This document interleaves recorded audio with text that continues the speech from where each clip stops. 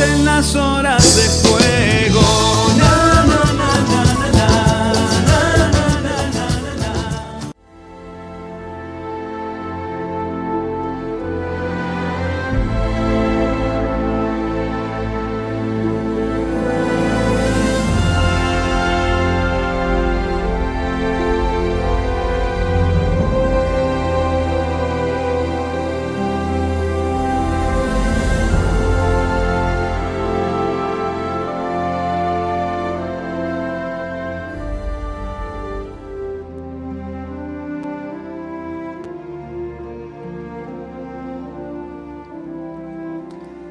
Laudetur Jesus Christus, alabado sea Jesucristo.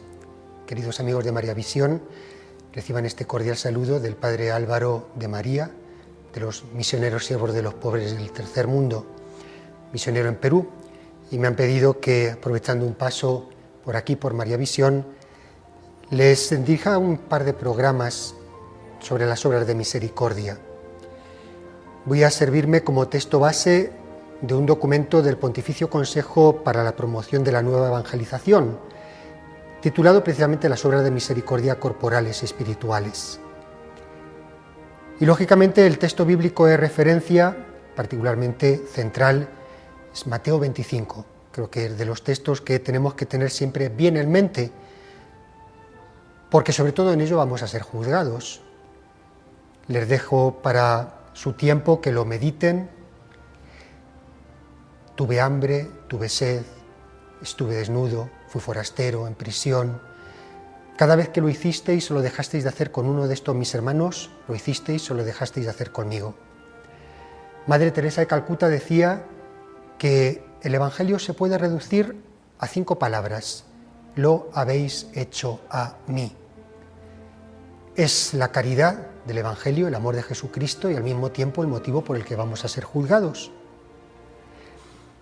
El Papa Francisco, número 15 de la Misericordiae Vultus, el rostro de la misericordia, la bula de convocación a este año de la misericordia, decía así: es mi vivo deseo que el pueblo cristiano reflexione durante el jubileo sobre las obras de misericordia corporales y espirituales. Será un modo de despertar nuestra conciencia, muchas veces aletargada ante el drama de la pobreza, y para entrar todavía más en el corazón del Evangelio, donde los pobres son los privilegiados de la misericordia divina. La predicación de Jesús nos presenta estas obras de misericordia para que las podamos darnos cuenta si vivimos o no como discípulos suyos. Después, un examen de conciencia. ¿Soy verdadero discípulo de Jesús? Si vivo estas obras de misericordia. Y al mismo tiempo conviene precisamente hacer siempre, continuamente, este examen de conciencia, como dice el Papa, para no aletargar nuestra conciencia. Tan fácilmente nos habituamos a todo, incluso a las miserias. Redescubramos, continúa el Papa diciendo, las obras de misericordia corporales: dar de comer al hambriento, dar de beber al sediento, vestir al desnudo, acoger al forastero, asistir a los enfermos, visitar a los presos, enterrar a los muertos. Jesús se quiso identificar con los pobres y precisamente pues Él se hizo uno de ellos, se hizo pobre por nosotros. Bienaventurados, dichosos, felices, ustedes los pobres, porque el reino de Dios les pertenece. Todos los cristianos estamos llamados a tener estos mismos sentimientos de Cristo, como nos dice San Pablo en la carta a los Filipenses. Bien, vamos a identificar estas pobrezas, podemos decir, como en 4 categorías, para poder un poco seleccionar también dónde meter estas distintas obras de misericordia, tanto corporales como espirituales. Podemos hablar de una pobreza física o económica, donde entran, podemos decir, las obras de misericordia 1, 2, 3, 4. El no tener comida, el no tener bebida, el no tener techo, ropa, cobijo, desempleo, enfermedades, toda carencia, podemos decir, material. Y también hay una pobreza social, dentro de las que entran pues las obras de misericordia corporales 5, 6 y 7, la soledad, la muerte, las dificultades, la discriminación. Vamos a ir enumerando estas obras de misericordia. Primera de todos, pues podemos decir una falta de recursos necesarios, sea internos, la comida y la bebida, primera y segunda obra de misericordia, o externos, tercera, el vestido, cuarta, el techo, el cobijo. O sufrir carencias internas o externas, dentro de las internas, la enfermedad, la quinta obra de misericordia corporal, o externas, la sexta, la privación de la libertad, o la sepultura, la séptima, la última. Vamos a ir analizando cada una para hacer este examen de conciencia a que nos llama el Papa. Dar de comer al hambriento. La referencia es Mateo 25, 35. Tuve hambre, ¿me disteis de comer o no me disteis de comer? Decimos en el Padre Nuestro, danos hoy nuestro pan de cada día. La comida básica en Palestina, por partir de ahí, de este fundamento bíblico, el pueblo de Israel, era el pan. Por eso el acto normal de tomar la comida se indicaba con la expresión de comer el pan. Eso ahora en nuestro ambiente, en nuestra cultura, puede cambiar. Los italianos dicen non avere un piatto di pasta, no tener un plato de pasta. En Cuba se habla de quién pone los frijoles en la mesa, es el alimento básico, la comida, ¿no? Santiago tiene unas palabras, el apóstol Santiago tiene unas palabras bien duras al respecto. Dice, ¿de qué sirve a uno, hermanos, decir que tiene fe si no tiene obras? ¿Podrá acaso salvarlo la fe? Y continúa, si un hermano o hermana andan desnudos y faltos de alimento y uno de ustedes les dice, vayan en paz, abríguense y hártense, pero no les da lo necesario para su cuerpo, ¿de qué sirve? Así es también la fe, si no tiene obras, está muerta por dentro. Santiago 2, 14 a 17. Sería una respuesta cínica, realmente, el responder así y quedarnos cómodos con nuestra fe cuando no atendemos esas necesidades básicas del hermano. Benedicto XVI, en su encíclica Caritas in Veritate, en el número 27, en el año 2009, nos decía con respecto al hambre, en muchos países amenaza con acentuarse la extrema inseguridad de vida a causa de la falta de alimentación. Además, en la era de la globalización, eliminar el hambre en el mundo se ha convertido también en una meta que se ha de lograr para salvaguardar la paz y la estabilidad del planeta. El hambre no depende tanto de la escasez material. El derecho a la alimentación y al agua tiene un papel importante para conseguir otros derechos, comenzando ante todo por el derecho primario a la vida. Por lo tanto, puede parecer una cosa como muy básica, muy elemental, muy primaria, pero nos hace ver Benedicto XVI cómo esta falta de pan puede llevar a la guerra, a la destrucción, a la pérdida de otros valores esenciales del hombre, a la libertad, a la vida. Es ilustrativo que desde los orígenes la celebración de la Eucaristía se haya centrado particularmente, precisamente, en este gesto de partir el pan. Y así tantos autores, desde los Santos Padres, los primeros siglos, hablan de la Eucaristía como la fracción del pan. Ahora, un poco haciendo este paralelo con lo que nos dice Santiago, ¿de qué nos serviría participar en la Eucaristía si luego no nos convertimos nosotros en Eucaristías vivas? Alimentarnos de este pan espiritual si luego no procuramos este pan material, esencial, primario, a nuestros hermanos necesitados. Tanta comida en las basuras, por ir a un caso concreto. Tantas veces que tiramos comida, que lo dejamos en el plato y nos sentimos insensibles. Tanta agua que se desperdicia. Recuerdo que cuando nada más llegar a Perú, ya hace casi 30 años, la impresión que me dejó ver a niños hurgando en los grandes basurales del Cusco, donde trabajo. Unos años que pasé en Roma por motivo de estudio, por ir a un país, podemos decir, relativamente pobre, y a un país occidental como Italia, como el mismo Roma, la ciudad eterna, y todas las tardes ver a lo que llaman en Italia los barbones y barboni, los mendigos, hurgando en los contenedores de basura de los grandes supermercados. Yo cómo contribuyo a través de estos pequeños detalles, pero son las pequeñas cosas las que hacen las grandes. De repente la educación a mis hijos, a los niños, a los demás, aprender a valorar lo que se tiene, a no derrochar, a no despreciar, a pensar en nuestros hermanos que sufren por todo el mundo. Segunda, dar de beber al sediento. Mateo también 25-35, van en paralelo, la comida, la bebida. La sed, Juan 19-28. Después de esto, sabiendo Jesús que ya todo estaba cumplido, para que se cumpliera la Escritura, dijo: tengo sed. Es la angustia mortal de la que nos habla el Salmo 69. Esta sed que evoca también la sed espiritual. Tengo sed del Dios vivo, nos dice el Salmo 42. Juan dice a la samaritana: dame de beber. Significado bíblico del agua, el agua que brotó del costado de Cristo. Ojalá nosotros tuviéramos esta sed y experimentáramos esta sed, no acostumbrarnos a Dios y de este modo también poder comprender la sed de la humanidad, sed material, sed espiritual de tantos hombres que no conocen a Cristo. Volvemos enseguida.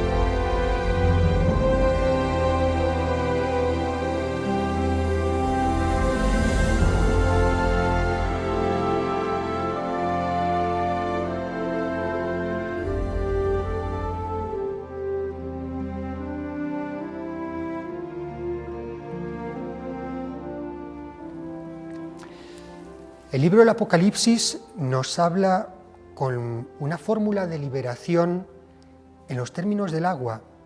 Ya no pasarán hambre ni sed, no les hará daño el sol ni el bochorno. Este agua es símbolo de nuestro bautismo, es el agua que brotó del costado de Cristo. Hacemos alusión a esta sed y a esta agua material y espiritual. Ojalá que nosotros tuviéramos esta sed de Dios para también combatir y comprender, si experimentamos realmente esta dulce angustia de la sed de Dios, lo terrible que es la sed en el mundo. La sed material también, y que nos haga sensibles a no derrocharla. Tantos países en África que mueren de sed. Hace poco escuchaba el testimonio de una religiosa misionera en Siria que decía que por causa del terrorismo, de los ataques terroristas raramente tenían disposición de agua y eran felices cuando de repente cada 15 días, cada mes, se podían duchar. Ser sensibles, no acostumbrarnos, que nuestro corazón no se aletargue. Tercera obra de misericordia corporal, vestir al desnudo, Mateo 25:36. En el invierno del año 337, ya ha pasado un poco de tiempo, un soldado del ejército romano se encuentra cerca de las puertas de la ciudad un mendigo tiritando de frío. Le da la mitad de su capa, la parte, porque como soldado romano la mitad le pertenecía al imperio, la otra mitad era propiedad suya, no puede disponer de lo que no es suyo, y le da su mitad. En la noche siguiente se le aparece Cristo vestido con esta mitad de la capa que había donado el día anterior. Es lo que cuenta San Martín de Tours, su experiencia de vida. Al encuentro con Cristo, no sabía que en ese mendigo estaba Cristo. Job habla de la desnudez humillante del marginado. Ya no solamente es una desnudez, podemos decir, física, es la desnudez de la persona realmente desvalida, a tenor de la intemperie, del despojo de su dignidad, puede ser de su dignidad humana. Nos hace recordar la humillación de Cristo, que era despojado de sus vestiduras antes de ser crucificado. Precisamente no es exactamente ropa lo que se necesita, quizás es recogerse, protección para sí mismo o para los suyos. ¿Cuántas veces en nuestras instituciones, en nuestras parroquias, se recoge ropa usada? De repente en buenas condiciones. Tenemos que analizar nuestra motivación. Cuando el Papa San Juan Pablo II, en la encíclica Redentoris Missio, habla de las ayudas a la Iglesia misionera, dice que tenemos que analizar bien el espíritu con que damos y no refugiarnos de repente en una hipócrita tranquilidad de conciencia, con el santo motivo de renovar mi vestuario. Doy para si me compro nueva ropa de marca. Eso sería una gran hipocresía. Madre Teresa de Calcuta decía que hay que dar hasta que duela. También en esto, en el vestir, como en la comida, como en la bebida, analizar los pequeños detalles. Cuarta obra de misericordia, acoger al forastero, Mateo 25:35. El huésped que pasa y pide hospedaje le recuerda a Israel su condición pasada de forastero y extranjero, de paso sobre la tierra, primero en la esclavitud de Egipto, después tantos años peregrinando, 40 años peregrinando por el desierto, hasta su tierra definitiva. Dice el libro Levítico: el emigrante que reside entre ustedes será para ustedes como un compatriota. Lo amarás como a ti mismo, porque tú mismo fuiste emigrante en Egipto. La carta a los Hebreos nos dirá después: salgamos hacia Él, hacia Cristo, que aquí no tenemos ciudad permanente, sino que andamos en busca de la futura. Somos peregrinos, somos huéspedes en este mundo. Todos hemos sido acogidos en esta tierra, todos somos peregrinos, todos nos dirigimos a un lugar donde también esperamos ser acogidos, al cielo, acogidos por Cristo. Recordamos también el ejemplo de Abraham y los tres personajes de Mambré, Génesis 18, 2-8. Es el paradigma de la hospitalidad y precisamente por acoger a estos peregrinos es bendecido por Dios con la fecundidad de su esposa Sara. Los discípulos de Emaús acogen a ese extraño y precisamente por acogerle, por su generosidad, sus ojos pueden reconocerle al partir el pan. La regla de San Benito, del siglo V, nos dice con respecto a los huéspedes, hace esta exhortación a los monjes aplicable también a nosotros. A todos los huéspedes que se presenten en el monasterio ha de acogérseles como a Cristo, porque Él lo dirá un día: era peregrino y me hospedasteis.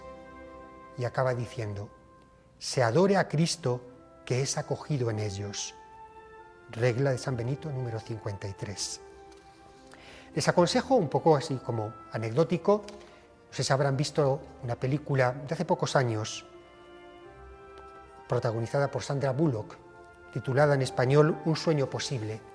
Sin motivaciones religiosas, nos habla de los milagros que podemos hacer, que están a nuestra mano, acogiendo a un extraño, dándole una oportunidad en nuestra vida, basada en un hecho real. Bonita. Quinta hora de misericordia: asistir a los enfermos. El Catecismo, en el número 1500, nos dice que en la enfermedad el hombre experimenta su impotencia, sus límites, su finitud. Es lo que Mateo nos recuerda en ese pasaje del juicio final, Mateo 25, 36. En el Antiguo Testamento, el enfermo por excelencia es Job, no solamente porque le toca sufrir en extremo la enfermedad, la lepra, también todas las desgracias, pierde sus posesiones, pierde su familia, sino sobre todo por su reacción. No se rebela contra Dios. Su paciencia, su confianza: Dios me lo dio, Dios me lo quitó, bendito sea el nombre de Dios. Pero nunca renegó de Dios. Se habla de que el enfermo es un sacramento de Cristo, porque representa y hace presente a Cristo sufriente. Santiago, también el apóstol Santiago, 5:14 y siguientes, nos dice: ¿está enfermo alguno de ustedes? Llame a los presbíteros de la iglesia, que recen por él y lo unjan con óleo en el nombre del Señor. Esa oración hecha con fe salvará al enfermo y el Señor lo restablecerá. Y si hubiera cometido algún pecado, le será perdonado. Es el texto base del sacramento de la unción de los enfermos. Jesús se deja conquistar, arrebatar por la compasión hacia los enfermos. Compasión, padecer con, hace suyo ese sufrimiento, lo siente con sus mismas entrañas. Tenemos que aprender esta mirada de Jesús, compasiva. Tanto a lo largo de la historia de la Iglesia, tantos santos, conocidos o anónimos, tantas instituciones han dado su vida, tienen su razón de ser por cuidar a los enfermos, a los ancianos, a las personas discapacitadas. El texto original en griego de este me visitaste, estuve enfermo y me visitaste, se traduciría más bien por mirar por alguien, este visitar, preocuparse por alguien.